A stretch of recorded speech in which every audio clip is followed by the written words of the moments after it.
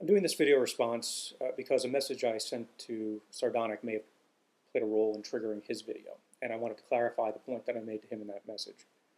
I agree with his conclusion, which I take it to mean that we shouldn't treat people based solely on their appearance. I think we can all agree with that. There's room for discussion, though, in the reasoning that gets us to that point. For the sake of argument, I'd like to say that there are two broad categories of the way people appear and the changes they make. There are involuntary changes and voluntary changes. Involuntary covers a lot of ground. If we're talking about general appearance, it's race, height, skin color. If we're talking about changes, it could be an involuntary loss of weight, they look jaundiced, they look sick, whatever. Obviously, these are things that no one can do anything about. So there's no deeper meaning behind them, and it's foolish to make assumptions about people based on those characteristics.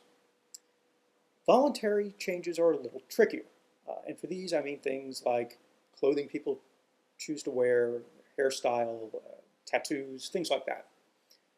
Symbolic meaning here is possible, and by symbolic meaning I mean things that are meant to convey an idea about a person's values or beliefs. I'll use an example to try to bring out my point. A shaved head. A person can shave their head because it's hot outside. There's no value behind that. There's no idea that they're trying to convey. It could be a medical problem. Again, there's nothing that we're supposed to think when we see that. But what if they're shaving their head because they want to belong to a religious order? Well, then they're saying something about their beliefs about the world and their value system by shaving their head. Maybe it reflects something about an internal change they want to project, that they feel tougher. And they are shaving their head as a symbol of that internal change.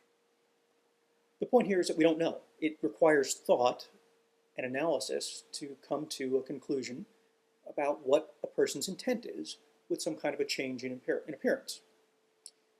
So the question that has to be asked, and I think most people ask it, is does this person's appearance reflect some kind of thought or belief that should affect how I interact with them? And if it's a change, should it change how I react to them?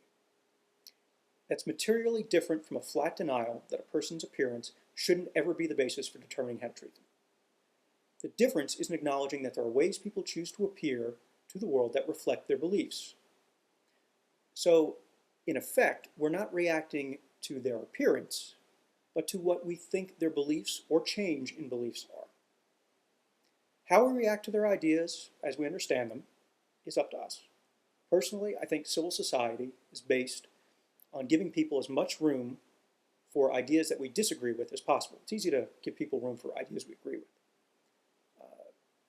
The limit of someone's freedom should only be limited by the potential injury it is to others.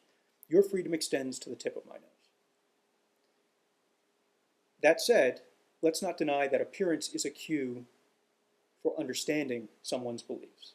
We're not reacting to the appearance, we're reacting to what we believe they're trying to tell us about what they value about the world.